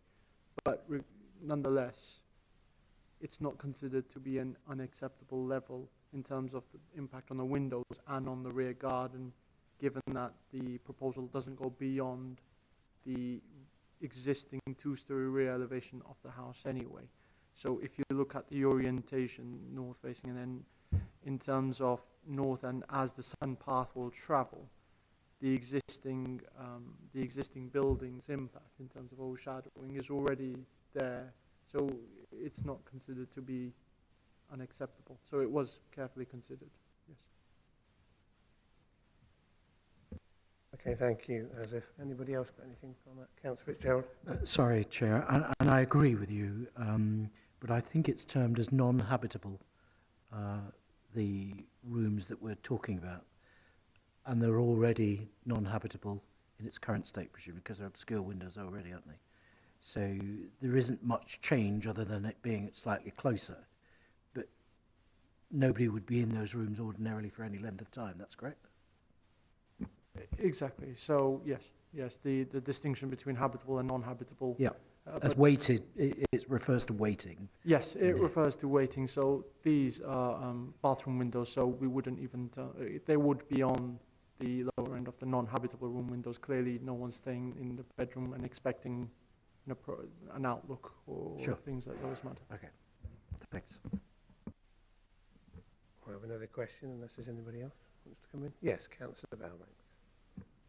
Thank you, Chair. First of all, apologies for having to step out earlier. I was feeling momentarily unwell, but feeling a lot better now. So my concerns are around the parking. It said that your opinion is that there is adequate parking, but my concern is during the construction process, with the house being on a bend. Do you believe that there is adequate for the construction process, or would a something like a parking plan be a beneficial condition during that process. Thank you. Through you, Chair. So again, officers carefully considered this, so clearly the construction period is a temporary period, and the site itself is able to accommodate at least 2 parking spaces. That's from our own parking standards. It may be able to accommodate more, but the 2 is the requirement. Barnes Way has no double yellow lines. Currently there's no parking restrictions there, so the expectation is that whilst there will be some impact during the construction phase in terms of the larger vehicles maybe not being able to enter into the site or having to maneuver onto the site or reverse back out. It's a temporary period, and that temporary impact is not considered reasonable to enforce any conditions, because typically we can secure a site compound condition for the larger sites where sites are able to accommodate the larger vehicles and material storage, but again this will be disproportionate for a typical householder application. Oh, yes.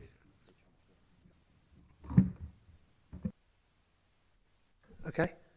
Yeah. The reason this is happening is because I just want to see a visual scene to share with you, so my question will make more sense. If that's so, just bear with us a second. Right. Okay. From the point of view of what it looks like now, and the fact that I'm very keen to make sure that we keep sort of the visual outlook down the street, and I'm not keen myself personally on things that start to look terracey or adjoin, when there's gaps between. So I just wanted to appreciate, from my point of view, what it looked like further down the road. So at the moment we're looking at the property that's in question here, and you can see the gap in between the 2 houses where obviously that's going to be a first floor extension above that garage. That's correct, yes? Yep. If we sort of pan round to the right. No, it's that one there. You've got the double adjoining garage. There seems to be a bigger gap between all of the houses. And I just wanted your view that it's got to be an opinion, that you don't feel this is terracing in some way, that appears to have the 2 first houses, or the 2 houses there on the left, almost joined apart from a metre and in line almost. Just wondered what your thought was on that, because if it's doing this down the road, then I'd like it to keep doing that down the road rather than big clumps of buildings. So I just wondered what your opinions on. So matters of design are often subjective, obviously, but in terms of that character, it's considered carefully, because we're in this situation where a lot of these side extensions are often built over existing garages, and it's felt in this context, in this situation, given the way the street is laid out, in that it's on a bend, properties are spaced back, there's staggers, so whilst these 2 properties or so line up, the others remain slightly staggered, so it wouldn't necessarily create, it's a different character from, say, where had it been a very strong uniform build line, and you get rid of those gaps in between. So whilst there is some impact in terms of that terracing or that design, because clearly it will reduce the impact, it's not considered to be enough for us to refuse on design grounds on, so acceptable in that sense. Thank you. So I'm assured that you've taken it into account on your report. Thank you. Anybody else? Councillor Fitzgerald. Just following your point, Chair, and just hearing that, the building material is of the same style and type, so it will blend in, and also the ridge heights and the property is slightly set back, so it doesn't create that, I agree with Councillor Harper, what could be a dreadful terracing effect. So there is a delineation between what is there now and what will be, which makes it look more attractive. That was presumably your view in terms of design? Through you, Chair. Exactly. Councillor Fitzgerald is a point I missed off. But yes, the setback of half a metre or 500 mil with the matching materials and the slightly lower ridge height does also help to ease that very blocky, very terracey look. Yes. Okay, thank you. Anybody, any further questions? No? Okay, then we'll move to debate. Who would like to start debate on this item, please?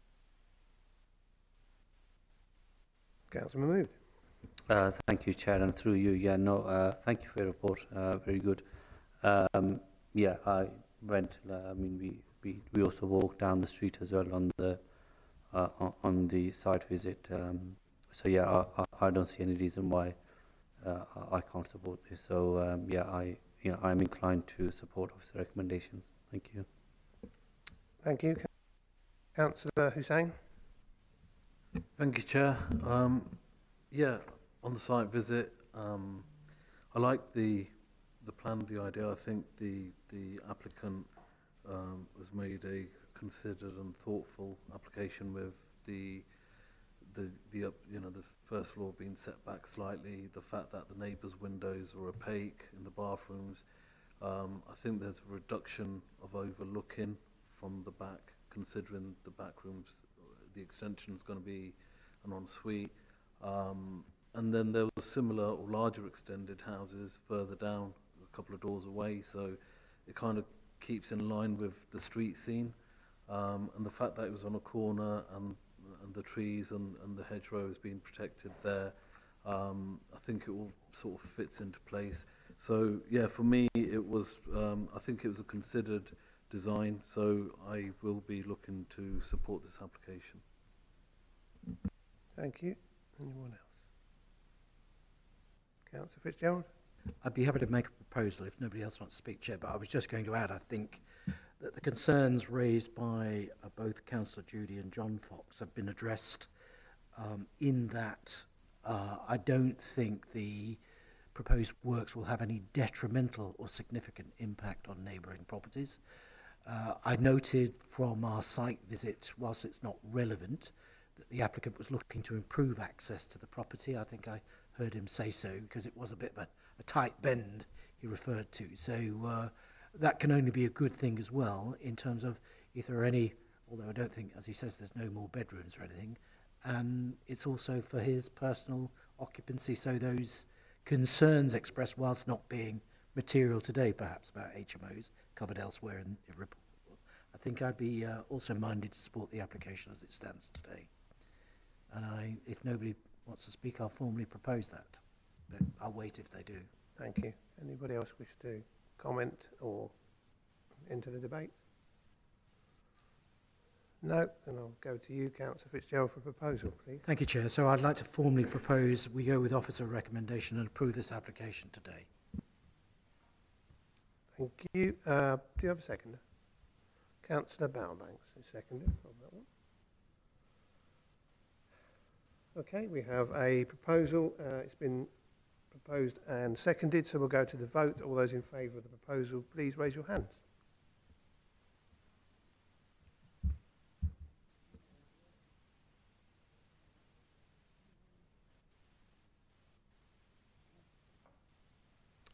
And I think it's going to be against any. Don't think so, because otherwise we've miscounted. Abstentions, any? No, okay. Martha, please, for the result. The vote for the approval of the application was unanimous.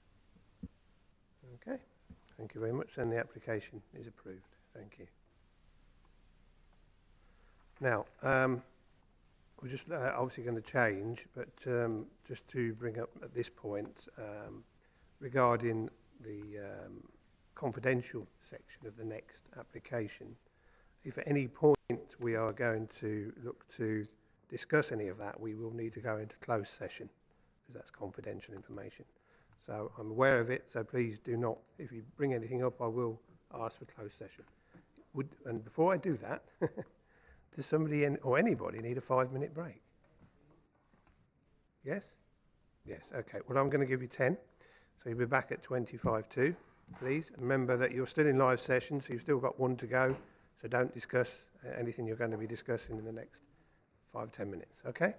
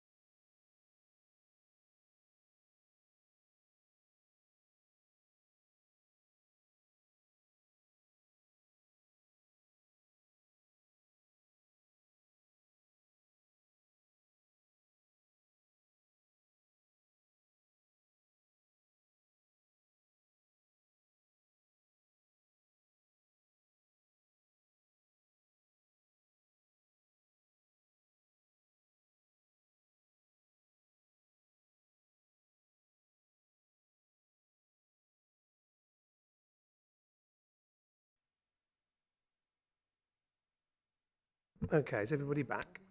Are we missing anybody? We're missing Councillor Tyne. We know he's gone, so that's fine. Everybody else is back, aren't they? Yeah. Okay. All ready to carry on? All okay? Yeah. Okay. Okay, committee, to remind you then, exclusion of press and public for this item. Under Schedule 12A of the Local Government Act 1972 and Part 4, Section 5 of the Constitution, access to information 10.2, discretion to exclude the public 10.2.1, the public may be excluded from meetings whenever it is likely, in the view and nature of the business to be transacted, or the nature of the proceedings, that exempt information will be disclosed. Do committee agree to exclude the public during this part of the meeting when the time comes? Yes? Yes, thank you very much. I'll prompt you when it happens. The reason I'm saying that is because I have notification that certain questions will be asked on a personal nature, and that will mean we will have to go into a closed session. So item 5.4 then, 579 Fulbridge Road, Peterborough P46SA. The report can be found on pages 31 of your packs. Please, therefore, can I ask Samantha Bottomley to introduce the item? Thank you, Chair. The site is 579 Fulbridge Road in Peterborough, and permission is sought for a single-storey rear extension constructed using materials that match the original dwelling. In an update since the previous committee meeting, the application was previously called in by Councillor Rafiq and was heard at committee on the 7th of April. Committee members agreed to defer the application to allow the applicant additional time to provide further medical information to support the need for downstairs accommodation, and to review the location and any other potential options for siting the proposed extension.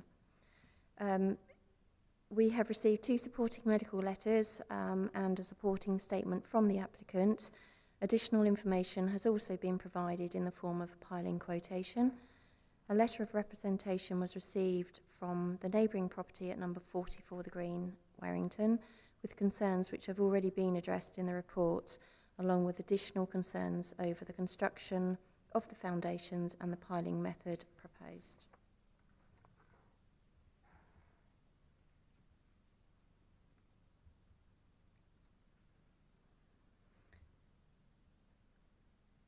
The slide on screen shows the location of the proposal. The application site sits on a prominent corner plot on the edge of the Warrington Conservation Area. The surrounding area is characterised by similar semi-detached 2-storey houses.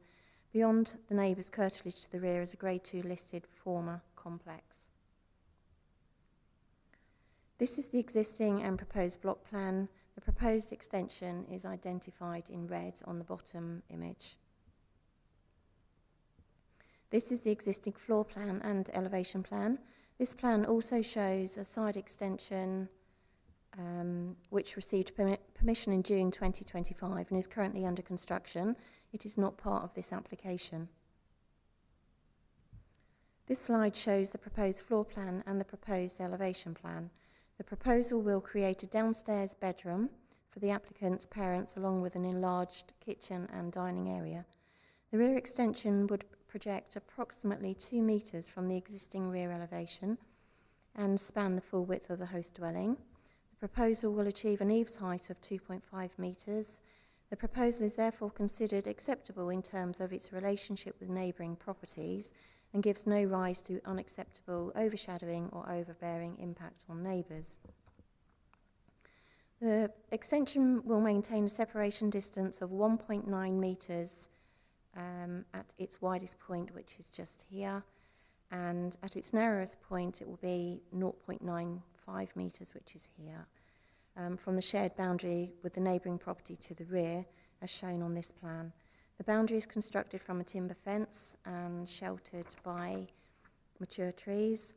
Whilst the proposal incorporates roof lights, the outlook from the habitable rooms, which is these rooms here, will directly be onto the timber fence. It is for this reason that the proposal is considered to result in an unacceptable level of amenity for current and future occupiers of the host dwelling, and would result in the habitable rooms being confined and enclosed spaces with no meaningful outlook to either current or future occupiers. This slide shows the protected trees in the neighbouring garden at number 44 The Green, which is highlighted just here, within the Warrington Conservation Area, and the root protection areas specifically in relation to the multi-stemmed plum tree, which is shown as T3 on this plan. The plan was submitted for consideration alongside an arboricultural impact assessment and a proposed foundation design. It should be noted that the proposed foundation design has subsequently been revised, and we have received information in the form of a piling quotation suggesting that steel beams would be used. However, no drawings have been submitted. Here we have photographs which show the rear elevation of the property and the relationship between the application site and the boundary fence with the neighbouring property at number 44 The Green. Please note that the partially constructed extension shown in the photograph is not part of this application. This slide shows a further photograph of the protected multi-stemmed plum tree, which is just here, highlighting its proximity to the proposed development. The main considerations, the main planning considerations were design, highway safety, residential amenity, and trees. The proposal does accord with policy LP16 and LP13 of the Peterborough Local Plan and the MPPF 2024 in regards to design and parking. With regards to the planning balance, we've recognised the applicant's wish to support a relative in ill health. However, the loss of amenity value and the benefit of development do not outweigh the harm to the tree and the amenity, and therefore conflict with policies LP17 and LP29. Whilst the applicant's personal circumstances are fully acknowledged, the proposal fails to demonstrate that less than harmful policy-compliant alternative locations have been explored. Therefore, the proposal results in both unacceptable harm to a protected tree and substandard living conditions for future occupiers. On balance, officers consider the harm from the proposed extension to outweigh the benefits. The application is recommended for refusal for two reasons. The proposal, by virtue of the extension, scale and location, results in the relocation of a habitable room windows that will compromise the amenity of existing and future occupiers.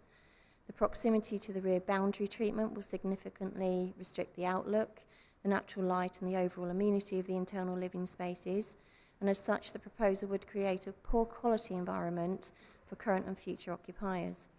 The proposal is contrary to the standard expected by policy LP17, in particular parts B, H and I of the Peterborough Local Plan, as well as paragraph 135F of the National Planning Policy Framework. The second refusal reason, by virtue of the proposed foundation design and its location within the root protection area of the protected multi-stemmed plum tree at number 44 The Green, would result in the development would result in avoidable excavation and disturbance to the tree's root system, which is contrary to the recommendations set out in the submitted arboricultural impact assessment.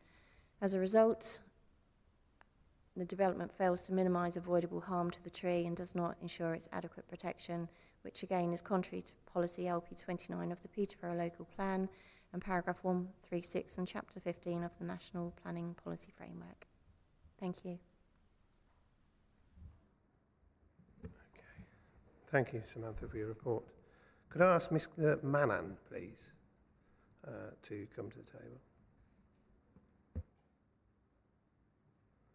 Now, Mr. Manan, welcome. Can I just remind you that we cannot discuss the confidential side of this, so but you have 5 minutes to address committee and take questions afterwards, and then we will speak to Mr. Yacube afterwards, okay?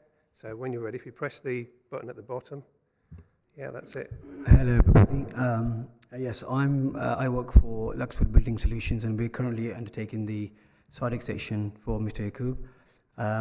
The reason why I'm here, I was here at the last meeting, and it was to do with the foundations, and I remember the tree officer mentioning the original plans were to have a steel beam put in the ground to dig basically 300 mil down to put the steel beam in, so we're not digging very deep to affect the roots. And I thought, well, if we were going to block pave or slab the back part of the garden, like you would have patio, you would dig minimum 350 mil anyway. So if you was to do that, you wouldn't require planning anyway for that part of the garden.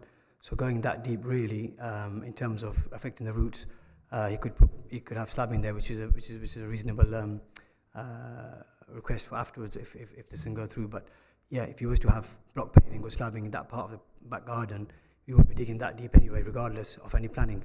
So if that original plan was to go forward, then we wouldn't be digging any deeper than what we would do if we were to block pave or slab the garden. As for the new plans, obviously I think there's some new plans submitted for piling again, so that we can cause minimum disruption to the roots. And I think that was one of the main reasons why the planning last time it didn't go through, because everyone was concerned about the tree and the tree roots. So I think these two options are reasonable. Obviously, we'll depending on what the engineers design, we'll build accordingly, obviously. But yeah, I think with what's proposed, I think with the minimal damage to the roots, the foundations should suffice, to be honest. Obviously, any questions? Okay, thank you very much. Members, do you have questions at all? For Mr. Manan. Sorry, can I add something before my time's up, is it? Yeah, you're not. Time's not up. Okay, I was just going to say, because the tree officer, I can't remember your name, sir, he did mention that in the last meeting that when you dig down 300-400 mil, that's where majority of the tree roots are concentrated, or that's where the best part of the roots are. But like I said, if you were to slab that part of the garden and block paving, which is very reasonable, if you look at the pictures of the garden, that's something that would be done probably anyway. You would be digging minimum that depth anyway, and it would be across the whole garden. So whether the roots come up to the foundation or further on, that whole area would be excavated, and even down the alleyway, down the side of the house. I think some of you have been there to see the alley at the back. That would also be dug out, and if the tree roots come that way as well, that would be dug out that same distance to put some slabs down or block paving. So yeah, if that is the depth where the roots are concentrated, on that basis, digging that deep wouldn't really change the fact that we could do it anyway regarding the block paving or slabs. Okay, thank you. I've got a question for you then. You mentioned the piling. They would go further down than 300 millimetre, I assume. Do you know how deep, and are you going to, or can you assure me and this committee that piling will not, and I'll obviously ask the tree officer for his own opinion on this, that it will not damage those tree roots and effectively damage that tree? I could personally say, because I'm not a piler, the companies would come out and do the job. We would obviously get a contractor out to do that, and also they would design it. They'd have to design the piling itself to where they would do the holes. But like I said, it would be less damaging than to do the normal foundations. Obviously, it's a lot more costly. Obviously, piling is normally used for larger structures and something where the soil's very soft, so you've got to go a lot deeper. But in terms of damaging the roots, it'd be less damaging than obviously doing the normal foundations. Obviously, a lot more cost. But like I said, it would be less damaging. But obviously, the tree officer would probably have a few more things to say about that. But yeah, that's the idea of changing the design to accommodate the tree per se, kind of thing. Okay, thank you. Any other questions, anybody? No? Okay, thank you very much, Mr. Malan, sorry, not Mahan. Okay, because, as I said earlier, we have been notified of a question to Mr. Yakub regarding the confidential part, I'm now going to go into closed session. So if you would please turn off the